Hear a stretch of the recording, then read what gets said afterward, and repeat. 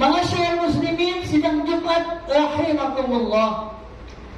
Di dalam Quran surat 4, surat An-Nisa ayat 104, Allah berfirman, "A'udzu billahi minasyaitonir rajim, wa la tahinu fi ibtigha'il qaum, in takunu ta'lamuna fa innahum ya'lamuna kama ta'lamun, wa tarjuna minallahi ma la yarjun, wa kana Allahu aliman hakimah." Yang artinya, janganlah kamu merasa rendah diri dalam mencari keridhaan suatu kaum yang memusuhi keadilan. Seandainya mereka merasa menderita, seandainya kamu merasa menderita, sesungguhnya mereka pun menderita atas apa yang mereka lakukan, sebagaimana penderitaan yang kamu rasakan. Dan kamu mengharapkan ridha Allah sebagaimana mereka tidak pernah mengharapkan ridha Allah. Dan sesungguhnya Allah Maha mengetahui lagi Maha bijaksana. Ma'asyiral muslimin, sidang Jumat rahimakumullah.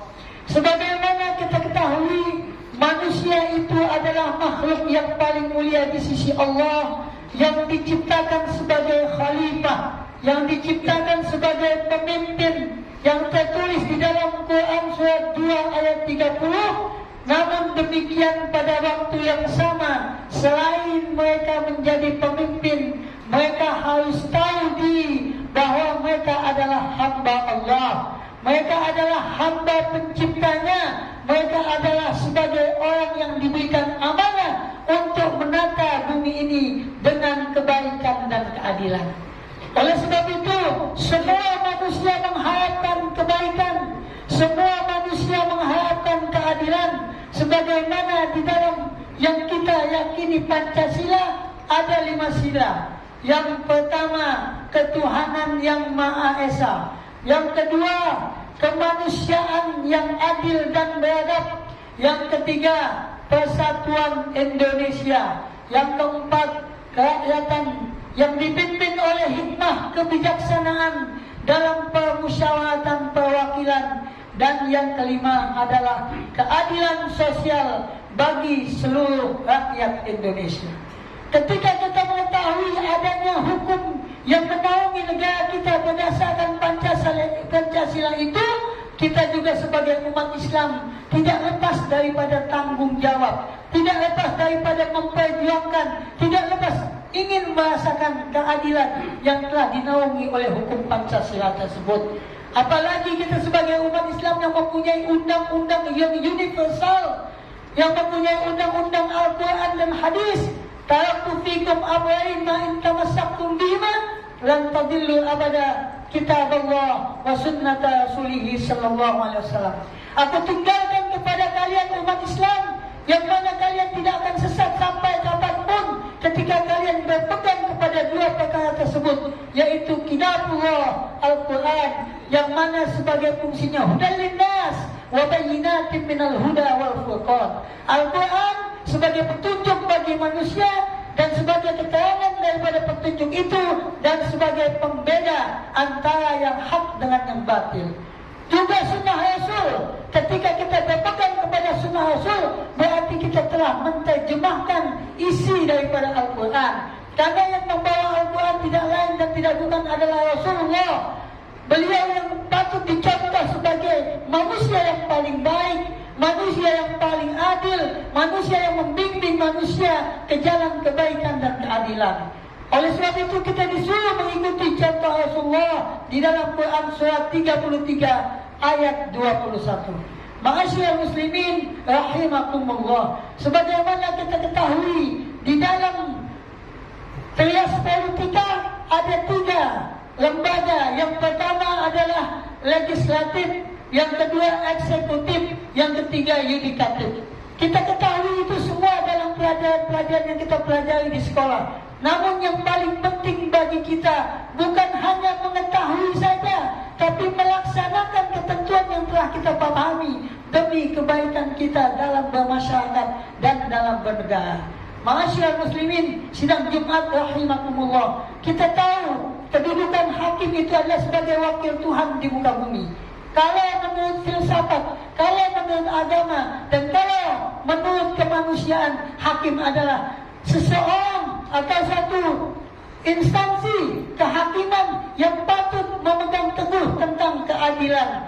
Oleh sebab itu, hakim hendaklah menegakkan kebenaran dan keadilan. Harapan masyarakat Indonesia, harapan masyarakat dunia semua diserahkan kepada pemegang hukum, di antaranya adalah hakim dan dewan hakim. Oleh sebab itu, jangan sampai hukum mencederai rasa keadilan. Karena hukum tujuannya adalah menata kehidupan manusia untuk mencapai kehidupan di dunia ini ataupun di akhirat nanti. Ma'asyiral muslimin, sidang Jumat rahimakumullah. Ketidakadilan itu adalah musuh daripada kemanusiaan. Ketidakadilan itu adalah musuh daripada kedamaian. Dan ketidakadilan itu adalah merupakan musuh yang abadi bagi manusia yang mencari kebaikan. Ma'asyiral muslimin, sidang Jumat rahimakumullah. Di dalam sejarah Rasulullah sallallahu alaihi wasallam, Islam telah menunjukkan, telah menegakkan, telah mencontohkan keadilan di seantero dunia, 2/3 dunia pada saat itu. 7 abad Rasulullah SAW mendidik umatnya sehingga mencapai kekuasaan 7 abad, dari abad pertama sampai abad ke-7. Kemudian abad ke-7 sampai abad ke-14 jatuh umat Islam. Kenapa? Karena umat Islam jatuh dari 2 faktor. Jatuh yang pertama umat Islam karena dia cinta dunia, hukum dunia. Yang kedua, waqahiyatul maut, mereka takut akan mati. Itulah yang dikatakan sifat-sifat yang menyebabkan umat Islam tidak berdaya. Umat Islam telah jauh daripada agamanya. Umat Islam telah jauh daripada ajaran-ajaran yang memberikan kekuatan kepada kehidupannya. Islam telah menegakkan keadilan di 2/3 dunia dalam masa 7 abad. Kemudian sekarang kita katakan abad yang ke-15 Hijriah, abad ke-21, 20 Miladiyah, umat Islam mulai tingkat kesadarannya meninggi. Bukan cukup kesadaran meninggi, kita kembalikan kesadaran itu daripada diri kita, keluarga kita, dan masyarakat kita. Rasulullah SAW ketika mengutus sahabat yang bernama Muaz bin Jabal ke negeri Yaman, Rasulullah bertanya, "Wahai Muaz, dengan cara apa kamu menghukum manusia? Dengan cara apa kamu membutuhkan untuk keadilan yang ditegakkan di hadapan manusia?" Muaz menjawab, "Ya Rasulullah, ketika timbul suatu persoalan, saya atau kami akan kembali kepada kitabullah, kembali kepada Al-Quran. Ketika Al-Quran tidak ada di situ, secara global dan universal, kamu kembali ke apa? Aku kembali kepada sunnah Rasulullah." Apa itu sunnah Rasulullah? Aqwalun wa af'alun wa taqriratun. Ucapan Rasulullah, perbuatan Rasulullah, dan persetujuan Rasulullah dalam satu masalah. Ketika tidak ada lagi di sunnah Rasul, kamu akan ambil apa? Aku ambil kepada ijtihadku. Aku ambil daripada pendapatku yang tidak keluar daripada Al-Quran dan Sunnah. Sehingga setelah aku fahami, aku memutuskan dengan itu, dengan pemikiranku yang bersih, dengan hatiku yang bersih, pemikiran yang jernih. Maka Rasulullah SAW mengatakan, "Shadaqta ya Mu'adz." Sahih, betul kamu Mu'adz ketika kamu bertindak seperti itu. Rasulullah SAW telah menunjukkan kebaikan dan kekuasaannya dengan membentuk karakter-karakter sahabat yang pada saat sebelumnya adalah jahiliyah. Kita ketahui di antara hakim-hakim agung setelah kewafatan Rasulullah SAW itu adalah Muaz bin Jabal. Abu Dzar Al-Ghifari, seorang yang kita tahu rajanya copet, rajanya maling, rajanya perampok. Dengan didikan Rasulullah SAW, beliau bahkan menjadi manusia yang paling adil ketika keadilan tidak ditegakkan. Walaupun demi keadilan itu beliau diasingkan di Rabazah oleh satu penguasa pada saat itu. Kemudian Bilal bin Rabah yang kita ketahui dia adalah seorang budak. Bilal bin Rabah seorang yang dalam strata sosial di bawah, kita cuma tahu dia sebagai seorang muadzin Rasulullah Sallallahu Alaihi Wasallam. Bilal pun menunjukkan dia sebagai seorang hakim yang agung pada masanya. Masyaallah muslimin sidang Jumat rahimakumullah. Banyak hal yang kita pelajari dari Al-Quran dan Sunnah.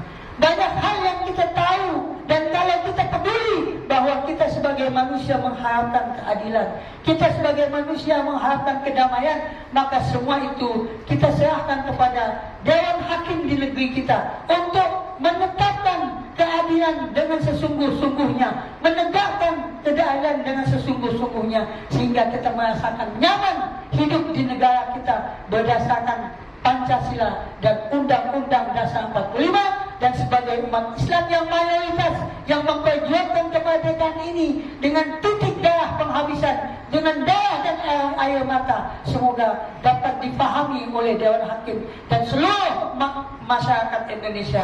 Dan jangan sampai manusia-manusia yang berbuat jahat, manusia-manusia yang berbuat munafik, manusia-manusia yang berbuat zalim hidup di negara Republik Indonesia ini, dan karakteristik itu akan diteruskan oleh generasi-generasi yang tidak mencapai keadilan dan kebenaran. Ma'asyiral muslimin sidang Jumat rahimakumullah. Mudah-mudahan dengan khutbah yang singkat ini memberikan satu pelajaran bagi kita. Maka dikatakan di dalam Islam, kawin daulatan islamiyatan fi nafsika sataqumu daulatan islamiyatan fi bidadika. Tegakkan negara Islam dalam dirimu, niscaya tegak hukum Islam di dalam masyarakatmu. Jadi Islam itu bukan kita bentuk-bentuk negara saja.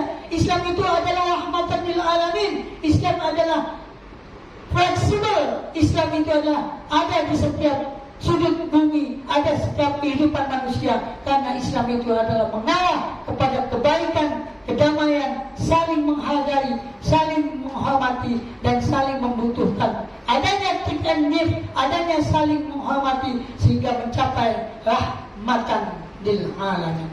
Mudah-mudahan Allah Subhanahu wa Ta'ala memberikan kekuatan kepada kita untuk menegakkan keadilan, untuk menyuarakan kebenaran dan keadilan, dan sehingga kita mendapat kebahagiaan hidup di bumi Indonesia ini, di dunia ini, maupun di akhirat nanti dengan selamat. Amin ya rabbal alamin. A'udzu billahi minasyaitonir rajim.